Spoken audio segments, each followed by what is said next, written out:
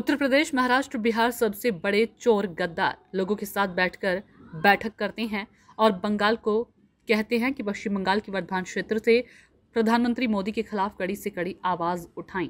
बंगाल की मुख्यमंत्री ममता बनर्जी ने, आपको बता दें कि आज दोपहर को वर्धमान जिले में मुख्यमंत्री का ही प्रकल्प का उद्घाटन का अनुष्ठान समारोह पर भाग लिया था और वहीं से ममता दीदी ने कहा कि हम प्रधानमंत्री की कुर्सी को सम्मान करते हैं, लेकिन प्रधानमंत्री के सभी राज्यों का कुर्सी को सम्मान करना चाहिए था। आपको बता दें कि पिछले हफ्ते प्रधानमंत्री ने कोलकाता में मेट्रो ट्रेन के उद्घाटन पर आए थे और वहीं से कहा कि बंगाल की तीनों मूल के नेता लोगों ने चोर है, इसलिए सभी पैसा हम लोग रोक दिए हैं और इसको लेकर आज ममता दीदी ने कड़ी से कड़ी जवाब दे दिया। सीधी तस्वीर पश्चिम बंगाल के वर्धमान जिले से आप देख सकते हैं शांतनु बनर्जी के साथ। যারা শুধু বলে যায় পশ্চিমবাংলা, আমি এটা এক্সপেক্ট করি না প্রাইম মিনিস্টারের কাছ থেকে। আমি তার চেয়ারকে সম্মান করি, কিন্তু আমি যেমন তার চেয়ারকে সম্মান করি তারও উচিত আমাদের চেয়ারগুলোকে সম্মান করা। কেন বলবেন বাংলায় সব চোর তাই আমি টাকা বন্ধ করেছি?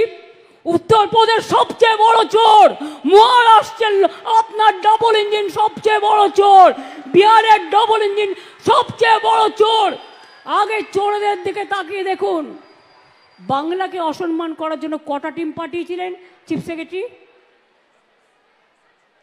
186টা টিম পাঠিয়েছিল। Can you imagine? কিছু জায়গায় দেখুন, সব পঞ্চায়েত তো আমাদের নয়, নানা দলের আছে। পঞ্চায়েত কখনো একটা পার্টির হয় না। এমএলএ যেমন ওদেরও অনেকগুলো আছে, এমপিও আছে। ডেমোক্রেসিতে সব রাজনৈতিক দলই থাকে।